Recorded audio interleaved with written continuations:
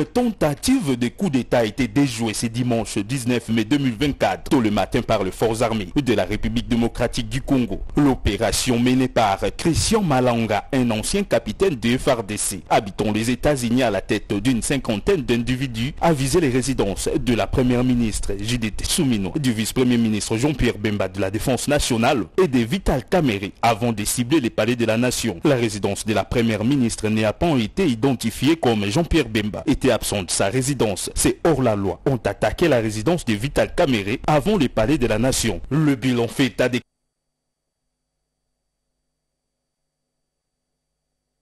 4 assaillants neutralisés définitivement et d'une quarantaine capturés. Le chef du groupe, Christian Malanga, a été neutralisé lors de l'intervention des FARDC au palais de la nation et un de ses lieutenants répondant au nom d'Aboubacar a été neutralisé par la garde de Kamerhe. Parmi les capturés se trouvent 3 sujets américains, dont le fils de Malanga, lui aussi de la nationalité américaine. Sur les assaillants, plusieurs armes, des drones, des brouillards, des signaux et des drapeaux d'Isaïr ont été trouvés. Voici ce qu'a déclaré Ezang Viatoshir Youssouf, coordonnateur et recruteur du mouvement.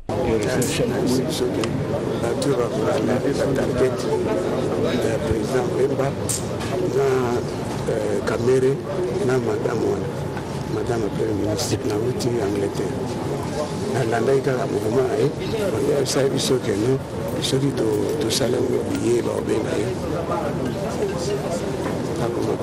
Ceux qui de l'équipe Kamerhe, de lui madame wana, yim t'a prononcé comme président de la République. Elle bien comme nous ça. Tandis que l'idéologie n'a été à zéro na Poto, au yé à aux pouvoir courant qui a l'arab américain na semana. Je vais dire américain va là. L'idéologie a de la pas ça. Les alliés que Congo pas des ordres de l'équipe. Ceux qui changer une boca de commission on a Zaïre. Des ordres doivent négocier là. L'idéologie a Zaïre dans les abons. Va infiltrer, va nini, va lati Congo à Congo. Je crois que ceux qui te continuent dans le Congo, rien ne va changer.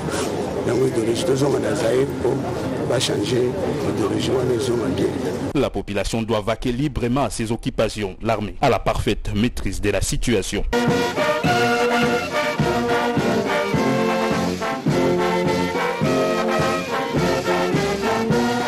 Dans sa causerie morale à l'intention des militaires et policiers, le 15 avril dernier au camp lieutenant-colonel Kokolo, le général d'armée Thio Songesa Christian a abordé 5 points clés, à savoir le rappel des missions régaliennes de FARDC et de la PNC, les rappels de la devise de l'armée et de la police, ne jamais trahir les Congo, la collaboration entre l'armée et la police, la discipline militaire et les préparatifs du défilé du 30 juin. Sur la collaboration entre l'armée et la police, le chef d'état-major général a appelé le décor à l'esprit d'équipe et à la fidélité et la loyauté envers le commandant suprême, chef de l'État, Félix Antoine Tshisekedi Tshilombo. Il a également instruit l'organisation des patrouilles mixtes FARDC, PNC et a mis en garde les militaires et policiers qui vont aller à l'encontre du règlement militaire.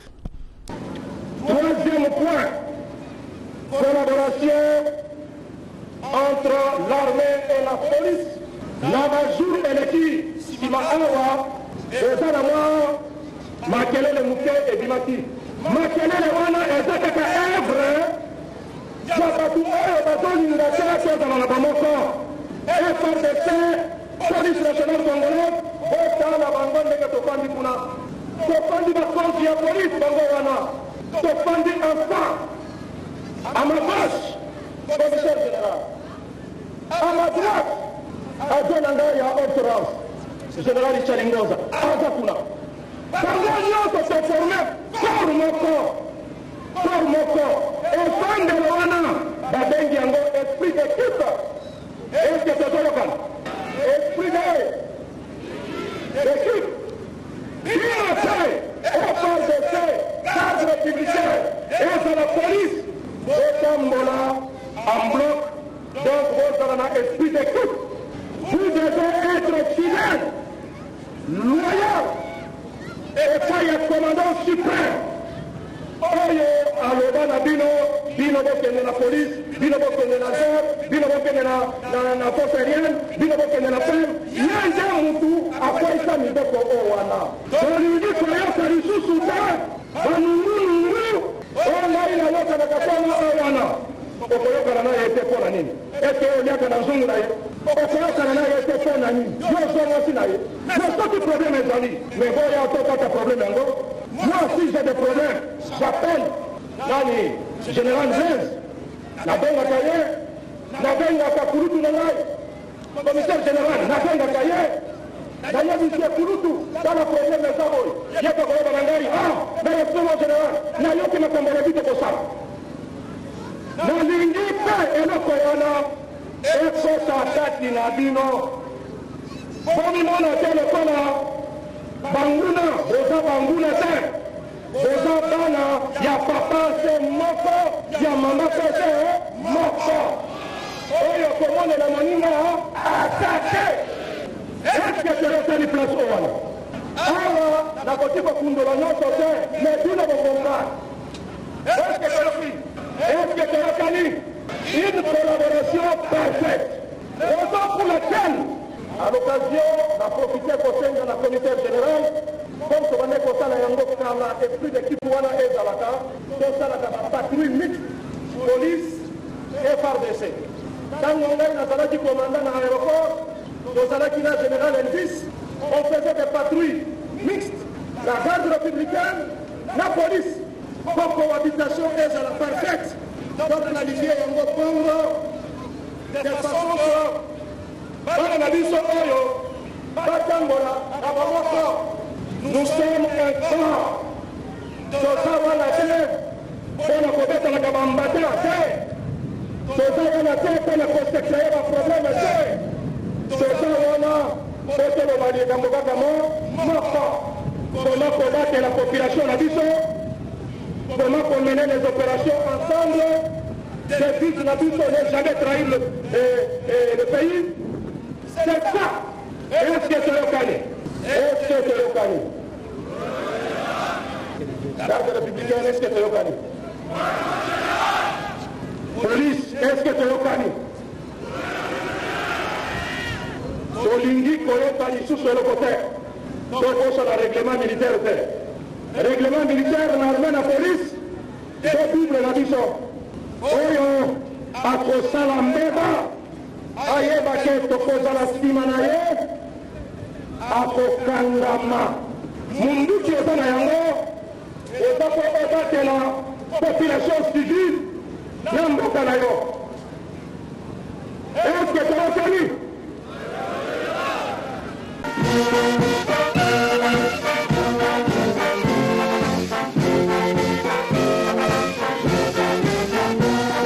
Arrivé mardi au cœur, capitale de l'Égypte, du vice-premier ministre, ministre de la Défense nationale et des anciens combattants de la République démocratique du Congo, Jean-Pierre Bemba, et de son homologue égyptien Mohamed Zaki, ont présidé la cérémonie de clôture de la première réunion de la commission militaire mixte entre l'Égypte et la République démocratique du Congo. La réunion a évoqué des derniers développements sur la scène régionale et internationale et de leurs implications pour la sécurité et la stabilité sur le continent africain à la lumière des circonstances et des défis actuels, ainsi que l'accord sur les aspects croissants de la coopération militaire entre les deux pays dans le nombreux domaines, a reporté le ministre de la Défense égyptienne. Les deux ministres ont également présidé la séance de clôture de la réunion du comité militaire égypto-congolais qui a abordé un certain nombre de sujets liés au soutien des perspectives de coopération conjointe et à l'échange d'expériences dans le nombreux domaines militaires dont le deux parties a précisé la même source. Et de poursuivre, le commandant en chef des forces armées a souligné sa fierté des relations entre les forces armées et leurs homologues des pays africains, saluant les efforts réalisés par les comités pour parvenir à des visions communes dans tous les domaines militaires. Pour sa part, le ministre de la Défense nationale et des anciens combattants de la République démocratique du Congo a exprimé son appréciation pour la profondeur des liens et des relations qui unissent les deux pays amis. Il a également salué les efforts égyptiens en faveur de toutes les questions touchant à l'Afrique continent. A-t-on appris. Mais bien avant, ministre de la Défense et des anciens combattants, Jean-Pierre Bemba s'était rendu à la place du soldat inconnu et du mausolée du président Anwar El Sadat où il y avait déposé des gerbes de fleurs. Et la réunion d'ouverture et la séance de clôture se sont déroulées en présence du lieutenant général Osama Askar, chef d'état-major des forces armées et plusieurs officiers des forces armées de 2 pays.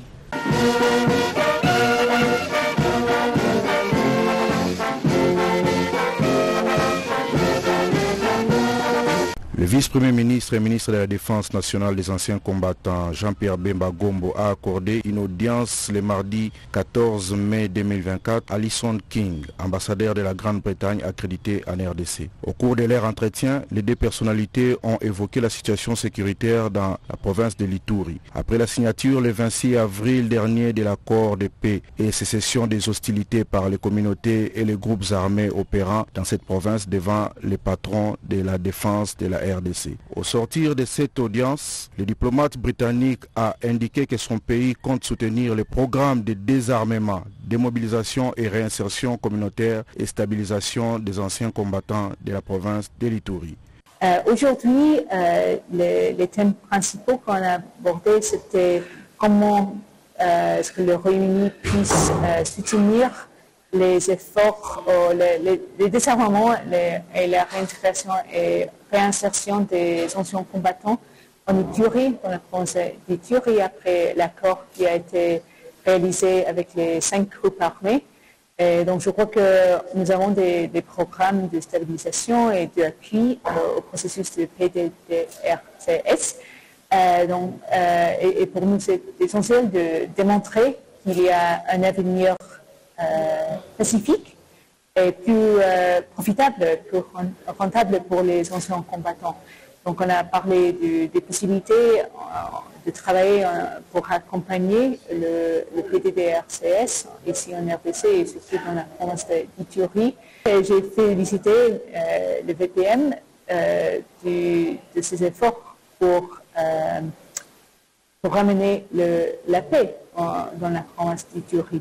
L'ambassadrice Alison King a aussi condamné l'attaque par les M23 soutenus par les RDF du camp des déplacés de Mugunga, près de la ville de Goma, dont les 35 victimes ont été enterrées le mercredi 15 mai 2024 dans la cité dédiée à toutes les victimes de l'Holocauste perpétré par le Rwanda en RDC. Nous avons condamné fermement la violence des attentats contre les camps de déplacés près de Goma. La violence contre les civils n'est jamais acceptable et la violence d'escalade, c'est la violence une question très préoccupante pour nous et nous appelons tous les parties prenantes de respecter le droit international humanitaire, c'est-à-dire de protéger les civils surtout et de bien cibler les choses. Et les camps de déplacés ne sont jamais une cible permissible légitime. Pour moi, l'important c'est de développer notre relation bilatérale. Je crois que plus on se connaît, plus on trouve des opportunités gagnantes pour le peuple congolais et le peuple africain.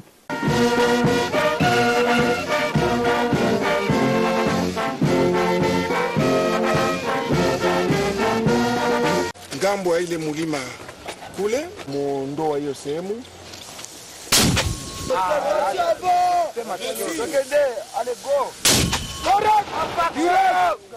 4 heures du matin, de Nyamubingwa, dans les hauteurs de la chefferie des Baoundé, groupement Mufuni-Shanga. Les forces armées de la République démocratique du Congo se tuent à la tâche. Ils poursuivent la coalition M23 AFC RDF qui a élu domicile. Sous le feu, la coalition lance des bombes à l'aveuglette et comme d'habitude vise les civils qui s'en plaignent. 4 heures du matin, avons écouté des crépitements de cartouches et de bombes en provenance des terroristes M23. Il y a une bombe qui est venue et tombée entre la population. Demandons à l'État congolais de s'imprégner dans ce dossier avec force et avec énergie. Car nous, populations, nous manquons quoi faire et nous manquons comment faire. Il faudrait que le gouvernement congolais cherche comment chasser ces terroristes. Ce sont les bananeraies qui ont été touchées. La bombe est tombée juste ici en bas. Il y a même des tôles qui ont été détruites. Nous étions assis chez nous à la maison, nous avons entendu une bombe tomber. Après, nous avons regardé, nous avons vu qu'il y a de la fumée. Mais chez nous à la maison, il y a des éclats qui sont tombés, qui ont failli nous tuer. Mais Dieu merci, nous sommes en vie. Sans relâche, aux côtés des volontaires pour la défense de la patrie, VDP en sigle, les FARDC récupèrent des collines, notamment Mema, Bitonga, Kaniro, Kasake, comme le renseigne le colonel Njike Kaiko, porte-parole de l'armée au Nord Kivu.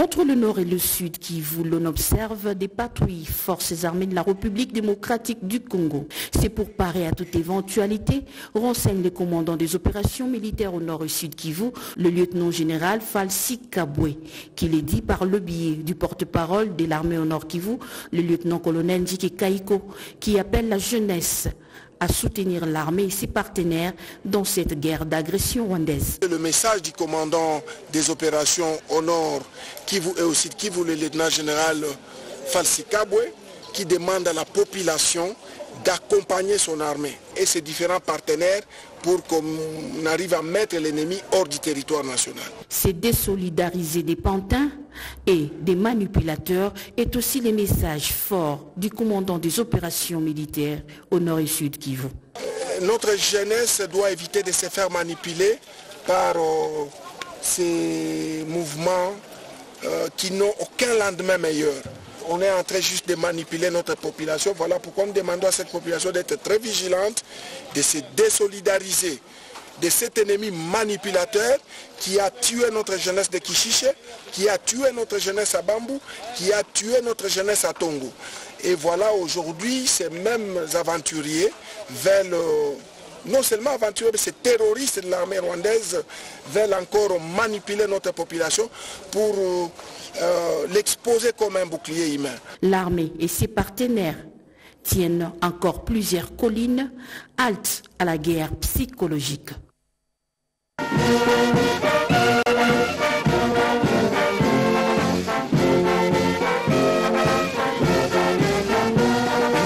La cérémonie de remise et reprise a eu lieu le jeudi 9 mai 2024 à l'état-major de la force navale dans la commune de Barumbu à Kinshasa, entre le vice-amiral Atibou Munganga Aloïse, chef d'état-major adjoint chargé de l'administration et logistique sortant, et le vice-amiral Kidjege Malik, chef d'état-major adjoint chargé de l'administration et logistique entrant de la force navale.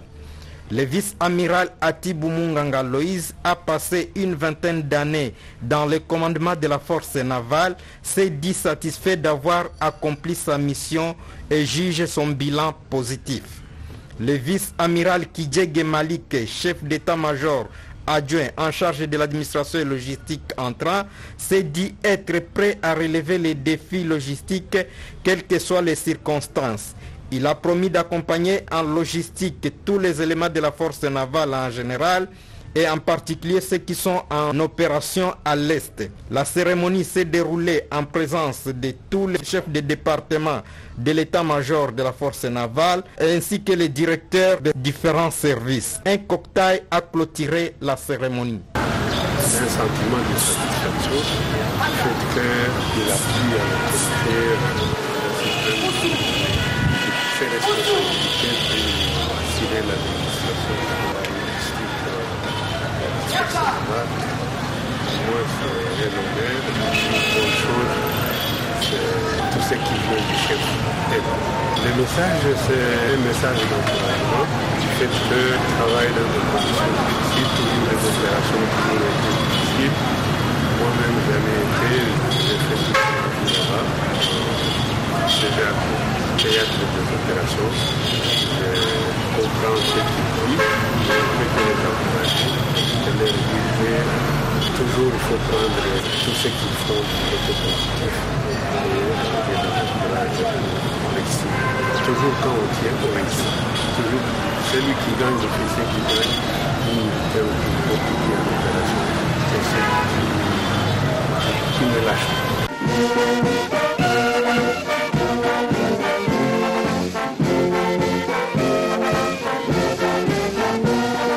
Le ministère public a présenté son réquisitoire le mercredi 8 mai 2024 devant la haute cour militaire à Kinshasa dans la cause qu'il oppose en appel au prévenu commissaire supérieur Lokeso Kosso Karine et brigadier en chef Tokis Kumbu Gérard. Ces prévenus avaient été condamnés au premier degré par la cour militaire de Kinshasa Matete pour meurtre de l'activiste des droits humains Rossi Mukendi Chimanga, commis le 25 février 2018 à la paroisse Saint-Benoît dans la commune de Lemba. La violation des consignes a été également mise à charge des deux précités. En application de l'article 7 du Code pénal militaire, l'organe d'accusation a demandé à la haute cour militaire de condamner le commissaire supérieur Lokeso à une peine unique, la plus forte, celle de servitude pénale à perpétuité assortie de 10 ans de durée minimale de sûreté incompressible pour les deux infractions. Le maître de l'action publique a requis en outre la destitution et le renvoi de cet officier de la police nationale congolaise. La peine de servitude pénale à perpétuité est sollicitée aussi pour le brigadier en chef Tokis pour le meurtre de la même victime. Cependant, le ministère public dit qu'il plaise à la haute juridiction des forces armées d'annuler sa condamnation pour violation des consignes et prononcer sa dégradation et son renvoi de la police nationale congolaise. Le réquisitoire de l'auditeur général ministère public a été précédé par les plaidoiries des parties civiles, tandis que celles de la défense des prévenus interviendront à l'audience du 22 mai 2024.